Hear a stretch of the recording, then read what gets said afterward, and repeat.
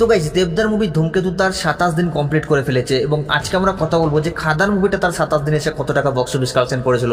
যদিও আমরা জানি এখানে দেব ভার্সেস দেব হয়ে যাচ্ছে, কিন্তু আমরা কথা বলছি 10 বছরের পুরনো একটা মুভি। তবে এটা কিন্তু মানতেই হবে যে খাদান মুভিটাই কিন্তু এই ধূমকেতুর মার্কেটটাকে খুলে দিয়েছে। কারণ খাদান যদি একটা বিরাট বড় সাকসেস পেতো তাহলে হয়তো এই সময় দাঁড়িয়ে ধূমকেতুও সেরকম লেভেলের বক্স অফিস কালেকশন করতে পারতো না। তো যাই হোক, এখন আমরা কথা বলবো যে এই খাদান মুভিটা তার ডে 27 এসে কত টাকা বক্স অফিস কালেকশন করেছিল। তো গাইস, আপনাদেরকে আমি জানিয়ে দিই, দেবদার মুভি খাদান তার ডে 27 এসে বক্স অফিস কালেকশন করেছিল প্রায় 13 লক্ষ টাকার মতো এবং টোটাল 27 দিনের মুভিটা গ্রস বক্স অফিস কালেকশন করেছিল 17,13,00,000 টাকার মতো। এবং সেই জায়গায় দাঁড়িয়ে যদি আমরা দেবদার মুভির ধূমকেতুকে নিয়ে আলোচনা করি তাহলে এই ধূমকেতুর ক্রেজ কিন্তু এখনও কিছুতেই কমছে না।